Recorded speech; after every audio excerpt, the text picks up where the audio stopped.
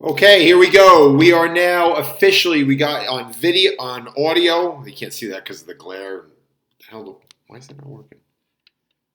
Oh, there we go. Yeah, we're recording audio, so this will go on a podcast. And then we got the video. This one's going to be quick today. As you see, I'm wearing my finest gray shirt from Walmart. Pretty ladies wear Louboutins at $900 a pop, and I wear $7 shirts from Walmart. But what else would you expect from me? We got a new podcast coming up, a new video coming up, just addressing some of our viewer mail issues. And I don't mean our male viewers have issues. They may very well. But this has to do with people who actually watch the podcast. Good news, right? In 6 days, we had 211 views, 9 likes, and no dislikes. So I know there's someone out there who watched it and hated me. If you can do me a favor, don't comment. I don't deal well with rejection. But that's pretty good considering the first shot out. So I want to thank everyone who watched the first video. I want to thank everyone watching. I want to thank everyone who commented on it. And that's what this episode's all about, is the comments. And there's a huge announcement coming up. So the first thing someone had said to me, we'll just jump right into the viewer mail. I wish I had like a cool sign that said like viewer mail, but look, we're starting out. We are willing to play the fool right now, just so we can get started with this. So the first question someone said is, first thing someone said was, Shank, you're not proving you're not a serial killer with what's going on in that drawer back there. If you didn't see the first video, let me just kind of show you what's going on here. So I showed everyone, first off, kind of sticking with what I just do. I turned the lights on. I showed everyone my cabinet. I don't even know the lights in my own house. All right? So that's the pasta cabinet right there. Obviously, I have been eating my pasta. All right? I have been eating my nightshades. There's actually an auxiliary stash, which I can now fit in there. These are the flat boxes of pasta. I can fit there and now because there's room. And what I was told by some of the viewers is that this, in no way, disqualifies me from being a serial killer. So apparently I thought not having all the pasta arranged in the same order was a sign that I'm simply not organized enough to kidnap people and put them in my basement. But according to you people, this is actually a number one sign that I am a serial killer. What we're going to do, this should be the big announcement. We're going to go out of order here. But the big announcement's going to be that thanks to my friend Nicole Baylock over at www.comfyskin.com. That's www.comfyskin.com. I found out about this thing called YouTube Live, in which you can actually film a YouTube video live and have people comment on it during the time. So I'm going to send an announcement out to all my clients. I'm going to put it on the website. I'm going to put it on when I put this podcast video up. And we're going to do a YouTube Live next time and see what happens. Now, look, it's not going to be that big of a deal because I tape these all in one shot. And as you saw, normally you edit out the fact that you were refilling the pasta drawer, or you edit out the fact you turned off the lights. But we don't do that here. I do very well in one shot. Well, that's all I ever do. So we're going to do a YouTube video all one go. And we're going to address the fact that I am not a serial killer. We're actually going to take a tour of my basement in the YouTube Live video, so no one can accuse me of editing anything. And I'm going to show you there's no pit down there. There's no, I think she was overweight and then he made her skinny, but then he made her overweight again. I can't remember the plot theme to Silence of the Lambs. But anyway, you'll see I have that like crappy little white dog down there. So we'll dispel Shank's a serial killer myth right there. That was one thing people were a little concerned about.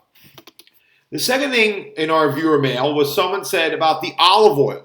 Someone had commented that maybe I shouldn't use my smoke detector as a kitchen aid. Apparently olive oil does not do well once it smokes. Now, I don't know if it's like people where if it smokes too much, it gets like higher risk for lung cancer and smells bad. I don't know that. But apparently it's a bad thing. Now, somehow I've survived years off of smoking olive oil. Apparently smoking oil is not like smoking crack, at least in terms of actual application.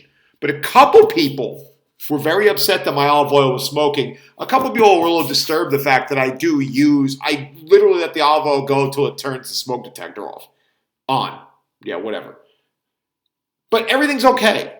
Maybe what we'll do on Facebook Live is I'll figure out a way to punch up my blood counts, my blood work from my last physical a couple months ago, and you'll see that whatever the prevailing science says about smoking olive oil, it isn't that big of a deal. And if it is a big deal, then it doesn't matter, because I've said this all along. It's all about the individual approach. And if I happen to be the Keith Richards of smoking olive oil, that I can do all these terrible things and outlive all these other people, then so be it. Because again, this is my personal approach to diet. The whole reason why I do this is not, I've said it before, and someone in comments and Shank, you really don't like the gurus.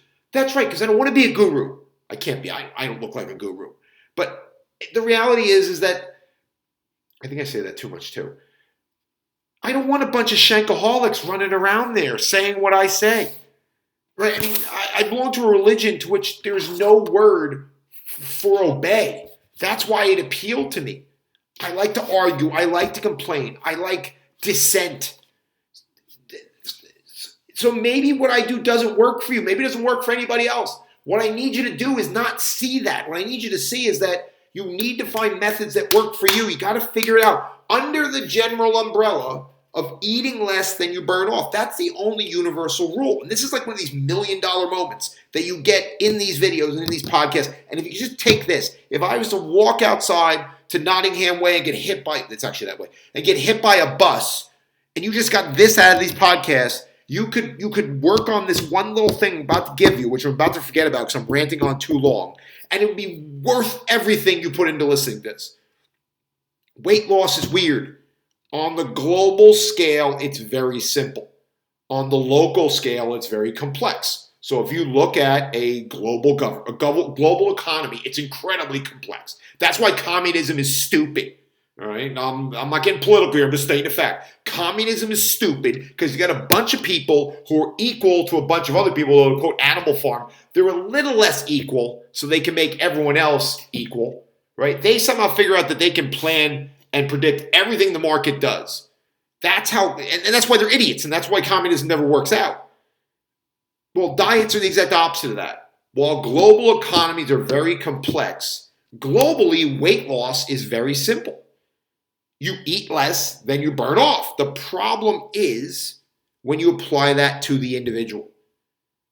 And that's why I want you to cut out all the nonsense. When someone says you intermittent fasting is right for everyone, eating meat-only diets is right for everyone, low carb is right for everyone, high carb is everyone, vegan, vegetarianism. I know a vegan.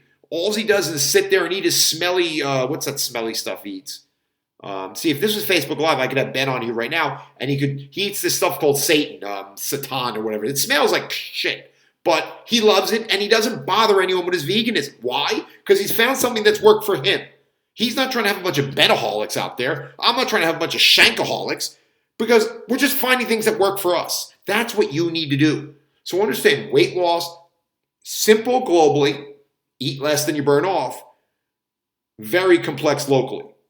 And what I'm trying to do is trying to spark you to start thinking, all right, maybe I work well with intermittent fasting, but someone else does not. Maybe I work well with high fiber and high fat, and someone else does not. If you can take that one nugget of wisdom, along with the fact that it's on you to lose weight, and it's not some like evil forces conspiring against you to get you, if you can take on that personal responsibility and then take that responsibility to motivate you to go figure out what is the things that you need to do to stay in a calorie deficit consistently over time, and understand that's specific to you and may or may not work for other people, you basically have what you need to lose weight. How I got on that rant, I have absolutely no idea, but maybe that's why I can smoke olive oil and other people can't. Because on the local level, that complexity is how I make it work out. So that just addresses the olive oil people. I understand you mean well. I understand you don't want me to die.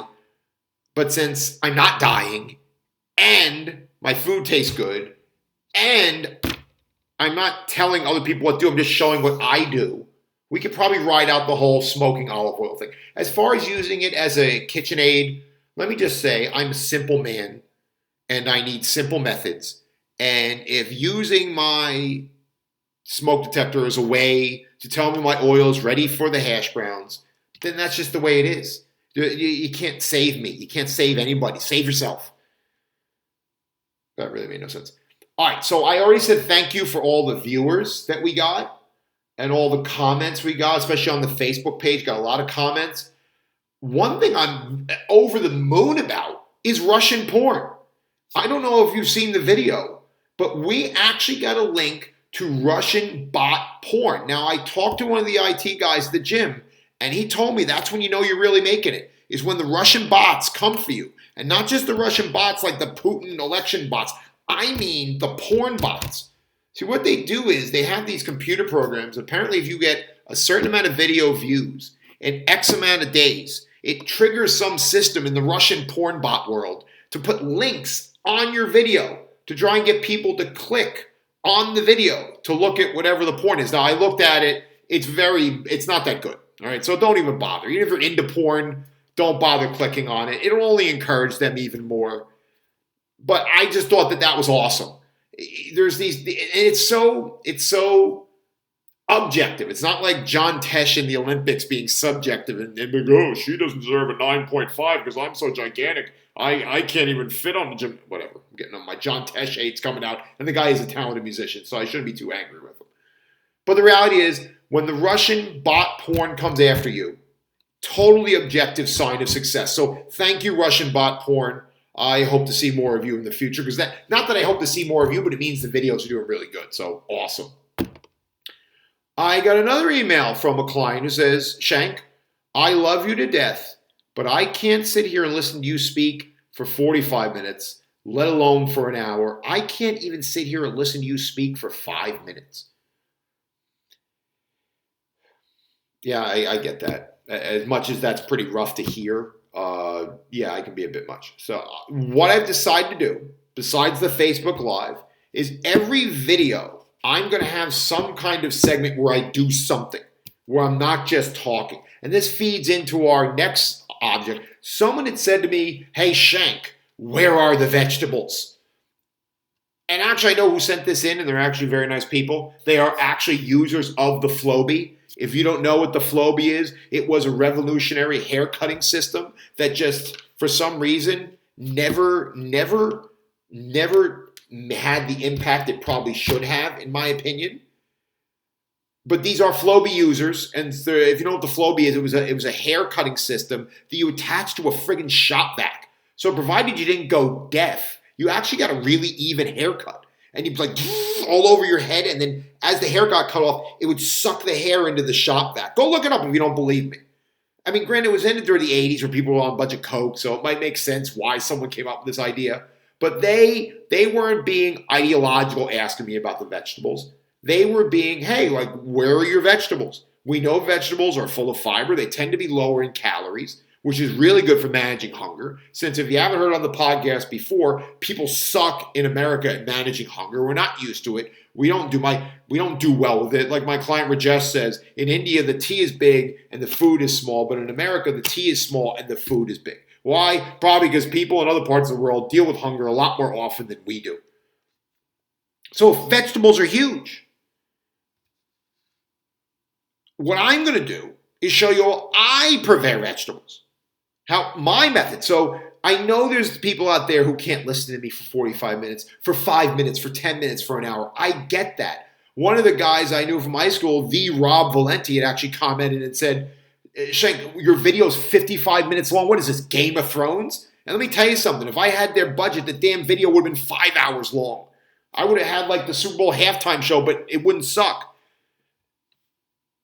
So we're going to do vegetable prep. In the next video, I'm going to Facebook Live how I cook vegetables. We're going to go right into the world's smallest kitchen, and we're going to bang out some vegetables. And it's going to be awesome. We're going to do the Facebook Live video, thanks to Nicole Baylock at www.comfyskin.com, where you can find all the information you need for the finest skin products from Paris to Seoul, South Korea.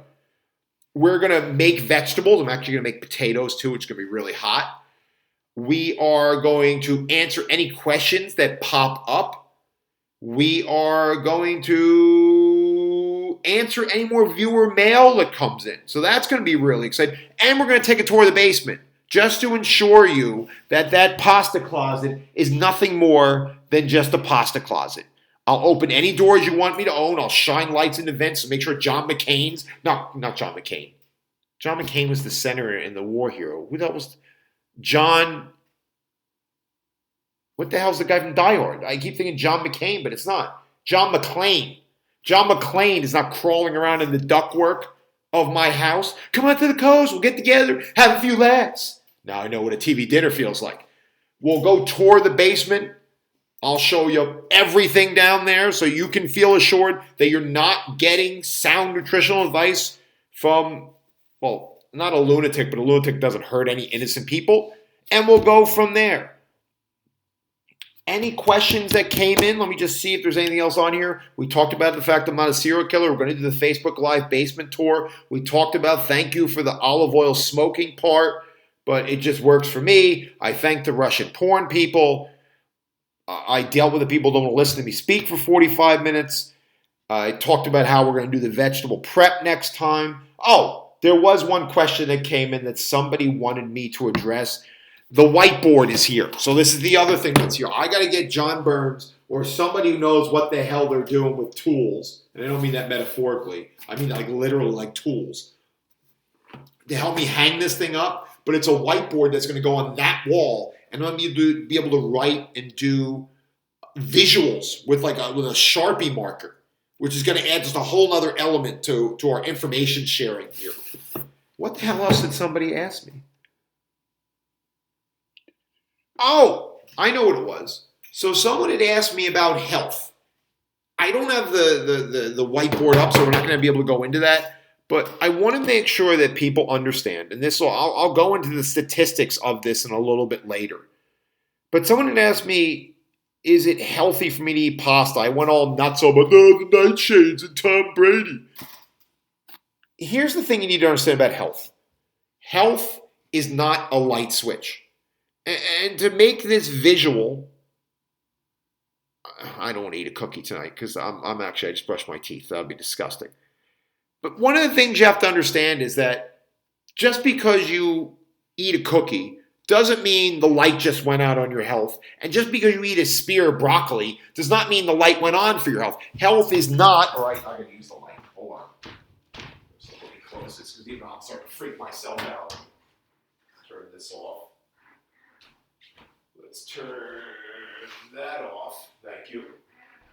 Health is not a matter of, oh, I just ate a cookie. Well, there goes the light of my life. I must die. Health is not, oh, I just ate some broccoli. Now I'm back in one piece. Health is not, oh, you just smoked a cigarette. Nice knowing you.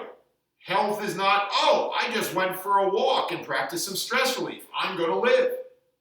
It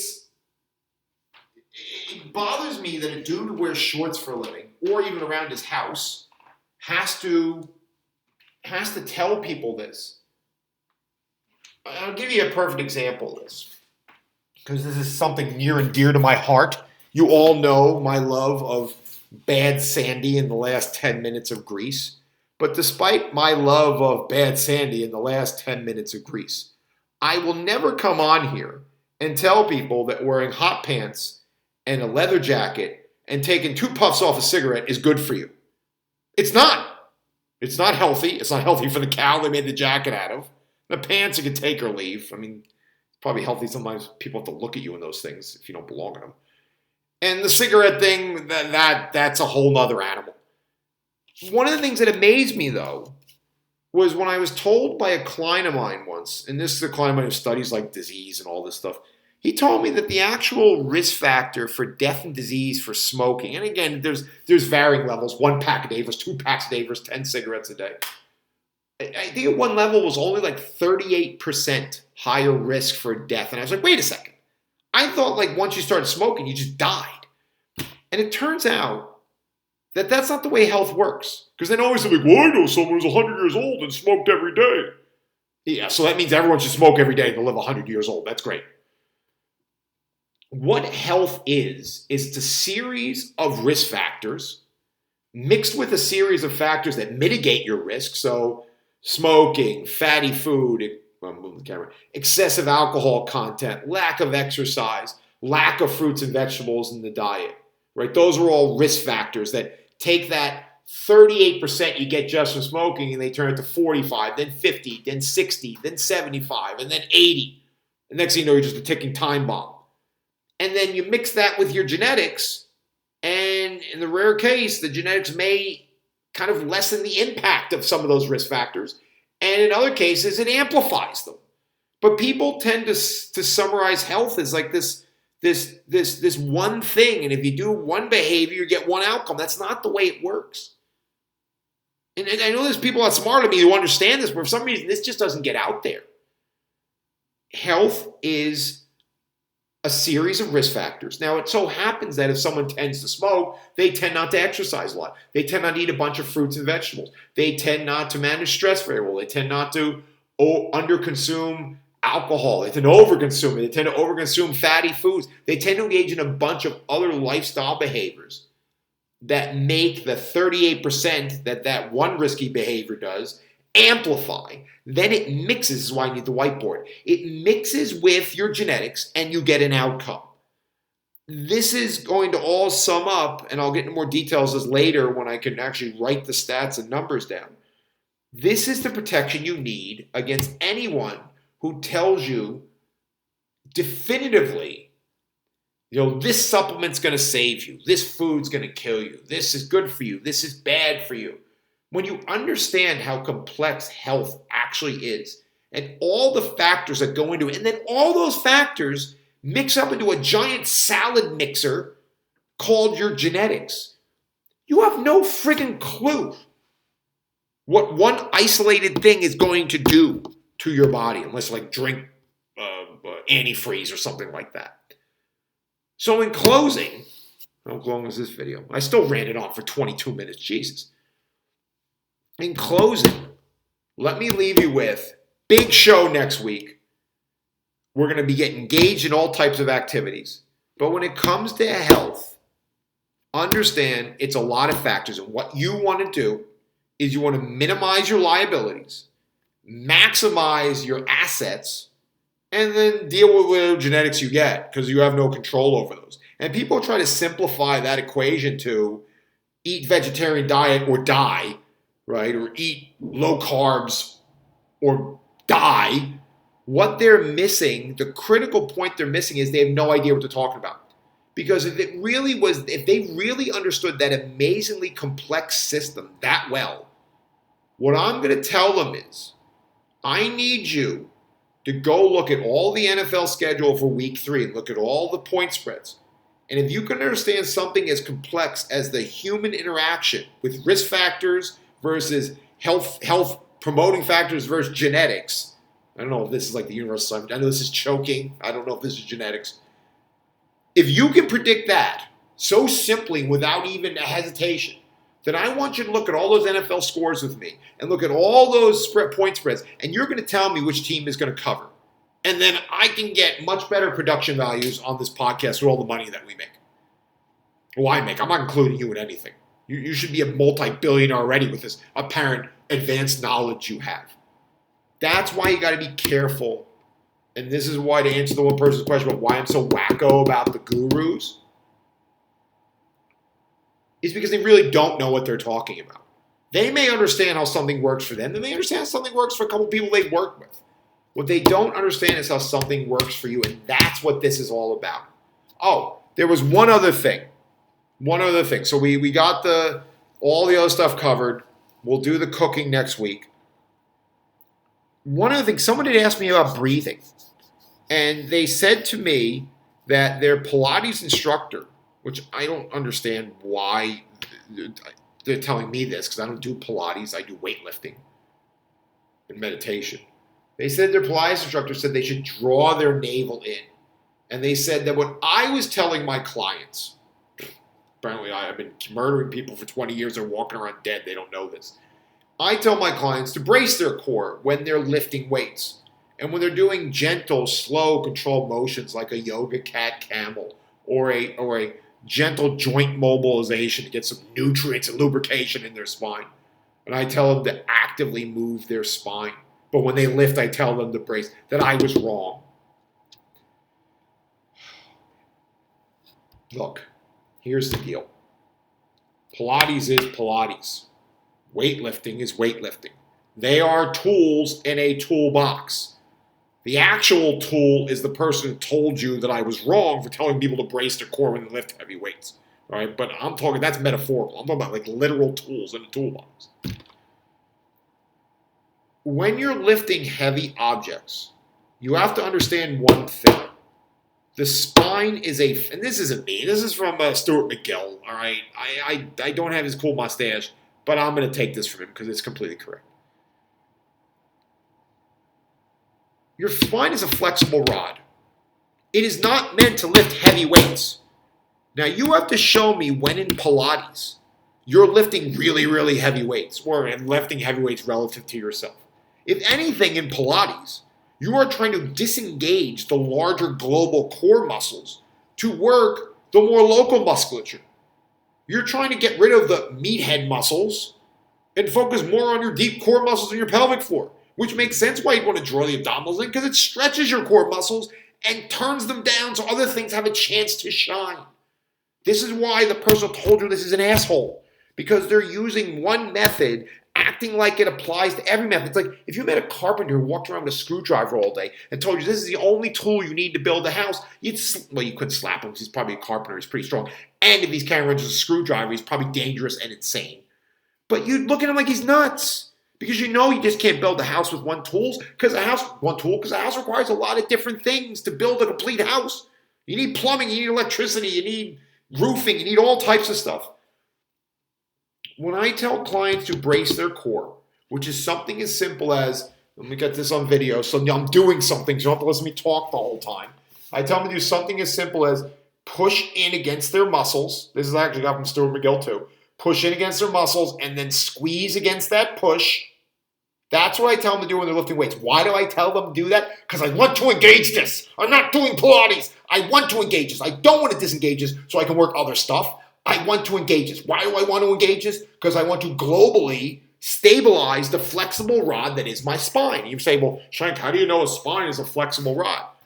I'll tell you how I know a spine is a flexible rod. I'll go another step further. I'll tell you how I know not only the spine is a flexible rod, I'll tell you how I know that almost all heavy loaded motion should rotate around the hips and the thorax. Why do I know that? Arms and the legs. Why do I know that? Because I watch movies about cavemen. And what do we learn about cavemen? You will never see a caveman in a caveman movie beat another caveman to death with a spine or a rib.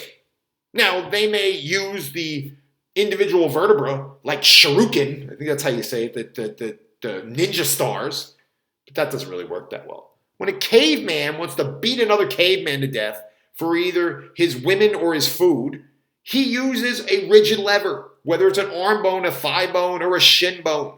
Why are those bones built like rigid levers? Because they're designed to deliver force. The spine, even in caveman France, they wouldn't slap each other with spines. I took that from Charlie Murphy, right? Even back when slapping was fashionable. In Paris, you don't slap a man, right? You slap him to challenge him to a duel, but then someone had to go. You use a rigid lever, a thigh bone, a shin bone, an arm bone to create force. The spine is a flexible rod, and you use your core muscles, you tighten them, you brace them to stabilize that flexible rod so that the rigid levers that create damage and destruction, they can do their job. That is not what you're trying to do in Pilates.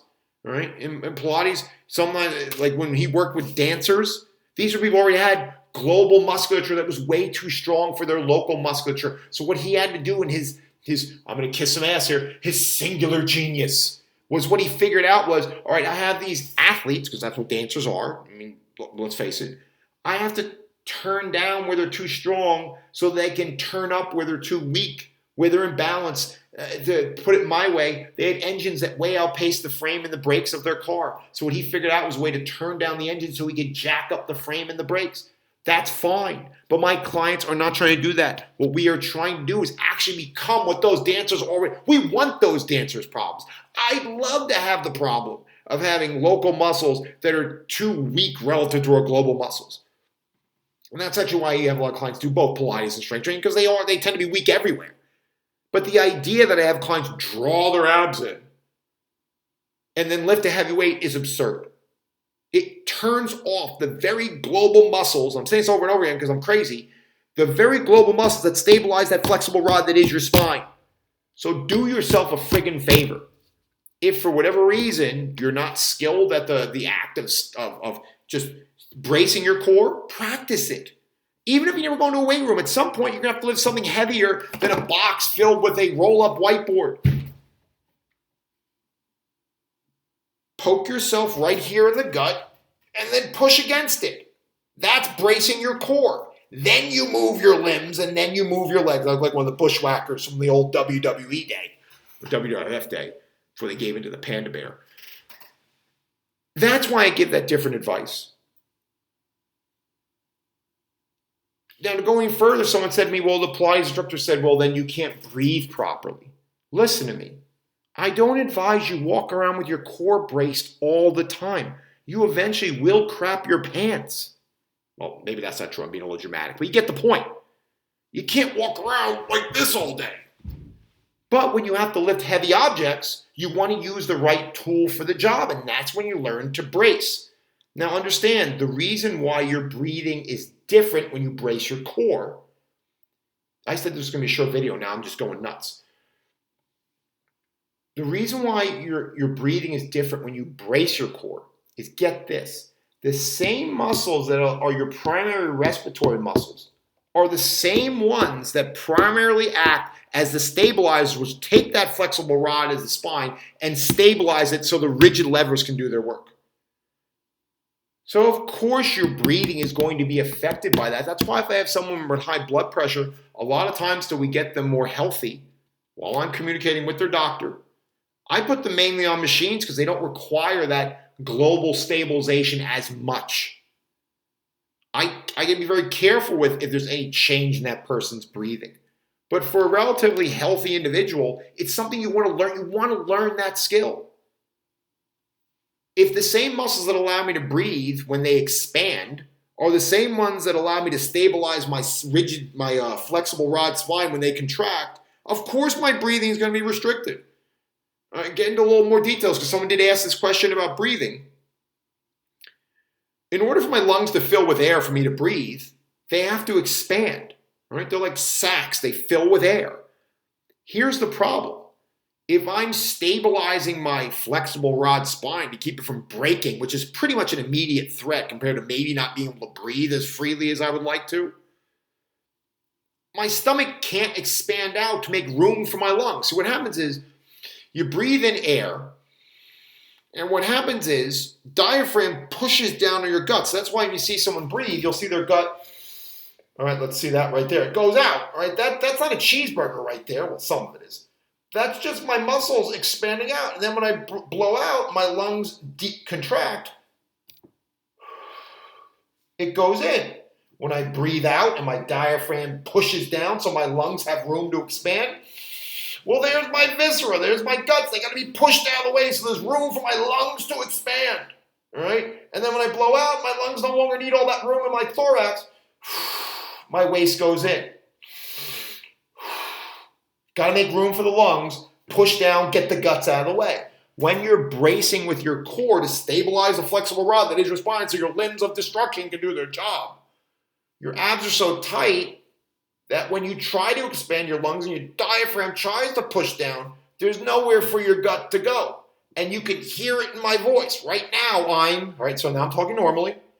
Push, brace. Now all of a sudden you hear a change in my voice. Why? Because these muscles can't stretch to make room for my lungs to pull in more air. Because as my diaphragm is pushing this way, my guts are going that way, my abs are going that way. There's no movement. Now, I let go of it eventually because I'm not lifting heavy stuff all the time. I'm not Cool Hand Luke working on the chain gang here. But when I need that tool, I need to know how to gauge it. They call that breathing behind the shield. The shield in this case is the rigid walls of the abdominals contracting so that as your diaphragm pushes down to let your lungs expand, and as your guts push out, your ab muscles are pushing this way 360, and you create this amazing stabilized mechanism to support the flexible rod that is your spine for when you're lifting heavy stuff. Then when you're not lifting heavy stuff, you let these muscles relax. That's why I said you don't brace all the time. Right? You don't brace all the time because you have to breathe normally. If you brace all the time, guess where you're going to start breathing from? Your neck. And people don't have tension in their neck nowadays. Right? I don't have a life. I just do this all day. Right? We have enough problems up here as it is. We don't need bad breathing patterns so where my lungs try to expand, I can't get it from my gut, so I go through my neck. That's what happens is, if you're not allowing this to expand when you breathe in, what's happening is the lungs need to make room, so you go here. You go up through your ribs and your back and your chest. Not ideal strategy for anything, not for stabilizing the spine, not for breathing. And it's really, really bad for neck pain. So I very much doubt your Pilates instructor said that. I think whoever not the person said to me, I think whoever the person who said it to you said their Pilates instructor said that. I think that's not true. I think there's enough cross-communication now between our fields that we understand that each one of us are talking about two totally different situations. And I'll give you an example. If I tried to use that Pilates technique to lift a heavy weight and I drew my abdominals in and I stretched, all right? I'm sorry, not stretched. I disengaged those core muscles by drawing in instead of bracing hard. So instead of pushing or bracing, I pull away. So that's the difference. This is very important stuff here. When I want to brace, I push and I squeeze. Now, if I tried to push and squeeze from here and suck my tummy in, look what happens to my tension. It goes away. I have no tension here. So what happens to that friggin' flexible rod? It flows all over the place. And then you try to lift something hurt and you get jacked up because your flexible rod was not meant to hold anything. They were cavemen beating the crap out of each other with flexible rods all day long. They don't. Well, they didn't. They're all dead now. Well, some of you who watch my videos might disagree with that. Oh, but that's why I tell people, and if you can hear it, and that's why you'll sometimes see powerlifters pass out, because they need to stabilize that core to such a great degree, they simply can't get enough oxygen in. The lifts tend to last very long in powerlifting, say, versus Olympic lifting. Olympic lifting, the lifts tend to be very quick, whereas in a power lift, they can be very slow. They restrict that breathing for too long. There's enough oxygen gets to the brain, and they can pass out. That's competitive powerlifters. I do not do any of that with my clientele because it's not necessary, because they're not trying to squat 500 pounds. But if they're trying to pick up a bag of kitty litter, they've got to tune this system up to the necessary amount to stabilize their spine versus the kitty litter. Do they have to do what a weightlifter would do, lifting 1,000 pounds off the ground? Absolutely not. That's why it's, I think, what's the name, the Duffin guy, the kabuki guy. He's not an actual kabuki guy like in Japanese theater. That's what he calls his company. He didn't show up like with makeup all on him. He talks about like it's a dial, and you turn that core tension up, free breathing down, or you turn the breathing up and the core tension down. It's like a dial. You deliver it exactly to what you need. So my clients just need enough core tension to stabilize their spine to lift whatever weights they're lifting. If you do that, inevitably there's a change in your voice. Why? Can't get enough air in, can't vibrate off the vocal cords, can't speak. So what would happen is, with varying levels of core tension going from, say, I don't know, a 50-pound seated cable row to a 500-pound deadlift, what you would see is as I'm bracing my core more and more, you hear the change of my voice. Eventually, I'm going to lose my voice because I'm stabilizing my arm so hard, I can't get the oxygen through my lungs, the fiber of the vocal cords, so I can't speak anymore because I'm using it to brace my ass, so my spine doesn't turn to a goddamn pile of dust. I can't speak. When you draw the core in, what's going to happen is push, brace. It's that simple. It's not that hard. In fact, here's something awesome.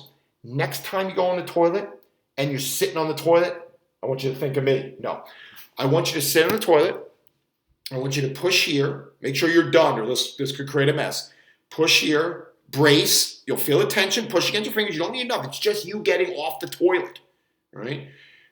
Push, brace, and then hold that while you stand up. Or do it in a chair. I don't know why I had to go to the toilet route, but whatever. That's what I do. All right? And then brace it down. That's abdominal bracing, stabilizing the flexible rod for the 1,000th time, and using the rigid levers of my thighs and my hips to lift me up and down. If I tried to do that with that draw maneuver, which again, I'm not knocking it. That's what Pilates was specifically designed to do. If I try to draw in, instead of my voice getting more rigid and more tight and more hard and eventually disappearing, my voice will disappear, but in a totally different way. Why? I push the brace, and I suck in, and I sound like this. I sound like this. Now, I'm not generating any force like this. There's no stability through my spine. All right? I can't get the air in, but at the same time, I've got these global muscles so turned off. I can't generate force. Nobody's doing Pilates to generate force. They're doing it for the exact opposite, to turn on these local muscles. But if I brace, you'll hear the difference in my voice. This is heavy lifting. You don't want to lift heavy weights like this. It doesn't only sound bad, it performs bad. Because I'm drawing away from my fingers and not creating tension to stabilize my spine. Now I'm stabilizing my spine and I sound like an absolute lunatic. But that's what I need to do. Then I'm breathing normal like you would do in yoga. Why? Because most people in yoga aren't lifting massive amounts of weight. There is goat yoga. There's naked yoga. There's hot yoga. But there's no such thing as 1 rep max squat yoga. Why? It's kind of hard to do yoga when you're bracing your core hard like this the entire time. So in conclusion, going back on the breathing, when it comes to breathing, you use the right tool for the job. 99% of your life, you should be breathing in through your belly, blowing out and having a free-flowing midsection. All right? That's 99% of the time. When you're doing your Pilates and you're purposely trying to disengage those large global core muscles to work the muscles more local to your spine, because that's what Pilates does, use the drawing maneuver. It's doing exactly what you want it to do. And when you're lifting weights, learn that kabuki dial, that Chris Duffin dial. Turn up that tension in the core. Use the Stuart McGill technique. Push against those muscles, then squeeze. Stabilize, God damn it, for the 7,000th time, that flexible rod so the levers can do the work. Cavemen don't beat each other to death with spines. They beat each other to death with thigh bones and shin bones. There's a reason why they made Captain Kirk's middle name Tiberius, because tibia bones hurt. I actually have no clue if that's true. I just literally made that up, but it sounded good. And that's about it. I really was going to do this as a review, but this is the way I operate. 45 minutes later, 42 minutes later, I got into a 20-minute rant about breathing. Use the right tool for the job. I got to get out of here or I will not shut up. Thank you again for joining me, and join us next week. Join us next week when we do a YouTube live performance. There'll be cooking. There'll be house tours. Hopefully there'll be a Russian porn link on there or two. We're cooking some vegetables. We're having a good time. We're going to answer some questions. I'll see you then.